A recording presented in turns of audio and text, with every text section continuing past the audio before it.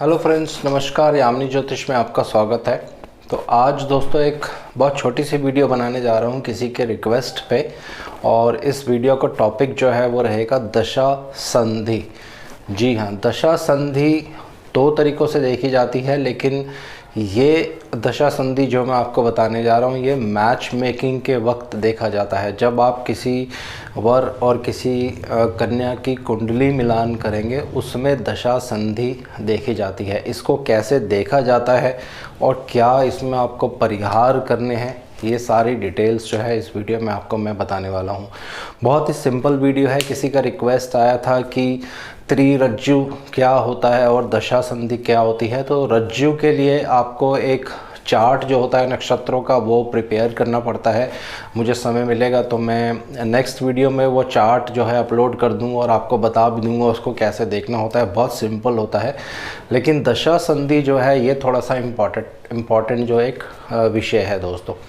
तो वीडियो आरंभ करने से पहले बहुत बहुत धन्यवाद जो लोग मेरा चैनल सब्सक्राइब कर रहे हैं, और आशा करता हूँ ऐसा ही आप मेरी वीडियोस लाइक करते रहेंगे, शेयर करते रहेंगे अपने फ्रेंड्स, अपने रिलेटिव्स के साथ। एक चीज़ पहले मैं वीडियो आरंभ करने से पहले आप सबको ये बताना चाहता हूँ कि मेरे पास बहुत सारी रिक्वेस्ट आ रही हैं। मेरे जो सब्सक्राइबर्स हैं यूएसए में, कनाडा में और बहुत सी कंट्रीज़ में, पाकिस्तान से बहुत से रिक्वेस्ट आ रही हैं कि इंग्लिश में भी आप अपनी वीडियोस बनाएं। तो इसके लिए अभी हमने कुछ प्लानिंग करी है। मेरी एक फेलो कोलीग हैं जो मेरे साथ एस्ट्रोलॉजी इंस्टीट्यूट में ज्योतिष सीखती थी, अभी वो अपनी प्रैक्टिस कर रही हैं। उनको भी काफ़ी समय हो गया है, तो हम दोनों ने मिलके ये अभी प्लान किया है कि जितनी भी मेरी वीडियोस जो हिंदी में होंगी वो उनको अपनी वॉइस में एक अलग चैनल के माध्यम से इंग्लिश में आप सबके सामने प्रस्तुत करेंगी। और विद इन 2-3 डेज़ या विद इन नेक्स्ट वीक हम वो चैनल जो है वो स्टार्ट कर लेंगे। ऑलरेडी हमने वो सारा प्लान कर लिया है और चैनल का नाम वगैरह सब आपको दे देंगे। तो जितनी भी मेरी वीडियोस हैं, अराउंड 472 के आसपास मेरी वीडियोस हैं, वो सब एक एक करके हिंदी इंग्लिश में भी आएंगी, प्लस उसमें कुछ नए टॉपिक्स भी वो अपने पास से आपको और डिटेल्स में बताएंगे दोस्तों। तो आशा करता हूँ जैसे आप लोगों ने मुझे सपोर्ट किया है वैसे ही आप हमारे दूसरे चैनल को भी सपोर्ट करेंगे। तो आइए बात करते हैं दशा संधि। जी हाँ, दशा संधि एक बहुत इम्पॉर्टेंट पॉइंट है दोस्तों जब कुंडली मिलान की जाती है।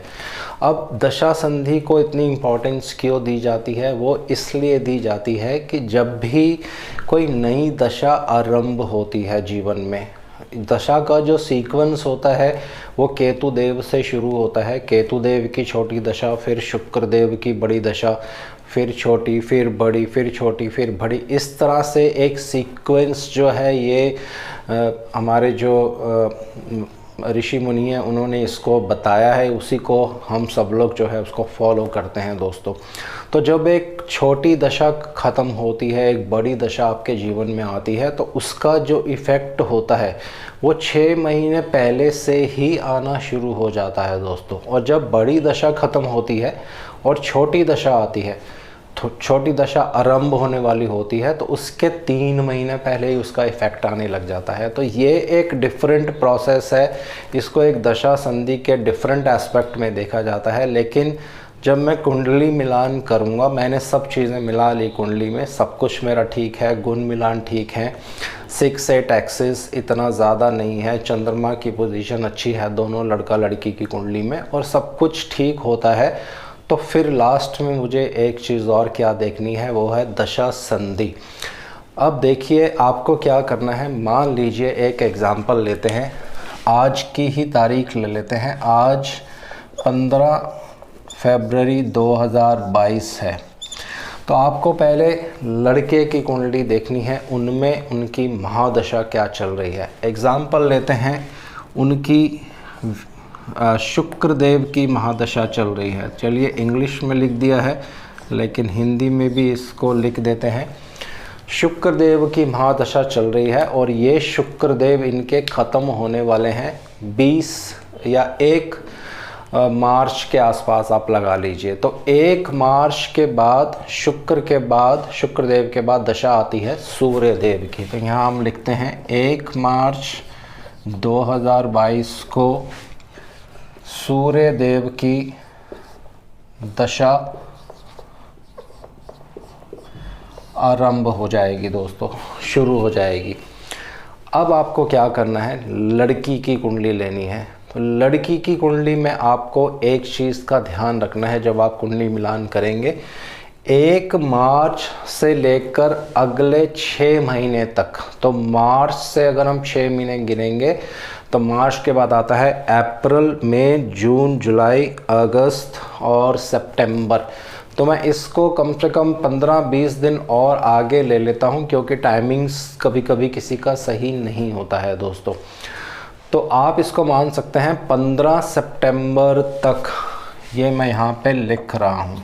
ये बहुत ही एक इम्पॉर्टेंट टॉपिक है दोस्तों। अगर ये आप समझ जाएंगे और कुंडली मिलान आप करवाते हैं किसी पंडित जी से, तो ये चीज़ आप अपने आप भी देख सकते हैं। जो लोग जिनको ज्योतिष नहीं भी आती है वो भी ये चीज़ अपने आप देख सकते हैं। तो मेरा यहाँ पे बताने का मकसद यही होता है कि आप स्वयं भी इतने कैपेबल हो जाइए कि कुछ कुछ चीज़ें आप स्वयं भी देख सकें।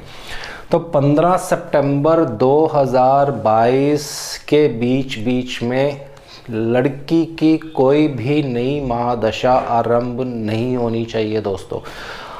अब मान लीजिए 1 मार्च को लड़के की दशा आरंभ हो जाती है और उसके 3 महीने बाद ही अप्रैल, मई, जून, मान लीजिए 15 जून 2022 को लड़की की कोई नई महादशा आरंभ हो जाती है, तो इसको दशा संधि कहा जाता है दोस्तों। तो वो जो 2 कुंडलियाँ होंगी उनमें डिफेक्ट आ जाएगा, उसमें प्रॉब्लम आ जाएगी। दशा संधि इतनी ज़्यादा ये प्रॉब्लम क्रिएट करती है कि कभी कभी एक स्पाउस की मृत्यु भी हो जाती है, एक उनमें से पति की या पत्नी की मृत्यु भी हो सकती है, मृत्यु तुल्य कष्ट भी आ सकता है और डाइवोर्स वगैरह की भी उसमें नौबत जो है वो आ जाती है दोस्तों। अब मान लीजिए लड़के की सूर्य देव की दशा आरंभ हो गई और उधर लड़की की शनिदेव की दशा आरंभ हो गई। तो जब इस ऐसे सिचुएशन बन जाता है कि 2 शत्रु ग्रहों की महादशा 6 महीने के अंदर अंदर ही आरंभ हो जाती है, तो वो जो होता है एक बहुत डेंजरस पीरियड हो जाता है हस्बैंड वाइफ के लिए दोस्तों। तो ऐसे केसेस में अगर दशा संधि आपको दिख रही है कि विवाह के कुछ समय बाद ही दशा संधि आरंभ होने वाली है, तो आप कोशिश कीजिए कि उनकी रेमेडीज़ पहले आप कर लीजिए, उनके उपाय पूर्ण विधि पूर्वक आप करिए, उसके बाद फिर विवाह के बारे में आप सोचिए। लेकिन बहुत से ऐसे अच्छे एस्ट्रोलॉजर्स हैं, ये साउथ इंडिया में ज़्यादा देखी जाती है। वहाँ पे अगर उनको दशा संधि दिखती है कुंडली मिलान करते वक्त, तो वो उस कुंडली को रिजेक्ट कर देते हैं दोस्तों। अब यहाँ पे एक चीज़ और मैं आपको बताना चाहता हूँ, बहुत इम्पॉर्टेंट है, इसको आप ध्यान से समझने की कोशिश कीजिए। दशा संधि कुंडली मिलान देखते वक्त ही नहीं आपको देखनी है, दशा संधि आप किसी भी व्यक्ति के बारे में देख सकते हैं जब तक वो 50 साल के नहीं हो जाते हैं। मान लीजिए आपके पास 2 कुंडलियाँ आती हैं, एक पति की एक उनकी पत्नी की, दोनों की आयु 40-42 वर्ष या 45 वर्ष के आसपास है। पत्नी की आयु 2-3 साल कम है। आपने देखा कि लगभग 1 जनवरी 2040 को, थोड़ा सा आगे चलते हैं 15-20 साल, 1 जनवरी 2040 को पति की कोई नई महादशा आरंभ हो रही है। कोई भी आप महादशा ले सकते हैं, मान लीजिए मंगल देव की महादशा आरंभ हो रही है, और उसी पीरियड में यानी जनवरी से 6 महीने के बीच में, मान लीजिए अप्रैल में 4 महीने के बाद उनकी पत्नी की कोई महादशा आरंभ हो रही है। मान लीजिए राहु देव की महादशा आरंभ हो रही है, लेकिन 4 महीने के अंदर अंदर ही, तो वो भी दशा संधि कहलाता है दोस्तों। उस पीरियड में दोनों पति पत्नी को कष्ट हो सकता है। अब वो डिपेंड करेगा मंगल देव पति की कुंडली में कहाँ बैठे हैं, किस भाव के वो अधिपति हैं, किस चीज़ को वो रूल कर रहे हैं, उनके क्या कारकत्व हैं कुंडली में, किन ग्रहों द्वारा वो दृष्ट हैं, तो उन भावों को लेकर कष्ट होगा। और पत्नी की कुंडली में राहु देव जहाँ होंगे उन भावों में कष्ट होगा दोस्तों। तो ये बहुत ध्यान रखना है आपको, बहुत इम्पॉर्टेंट ये कॉन्सेप्ट है।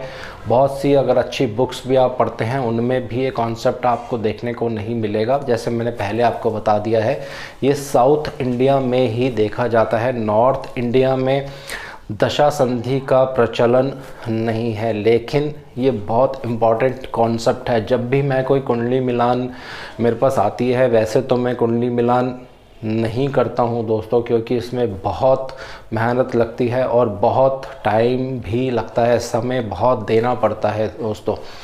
और थोड़ी सी भी अगर आप गलती कर देते हैं या चूक हो जाती है तो दो जो जीवन है वो ख़राब हो सकते हैं।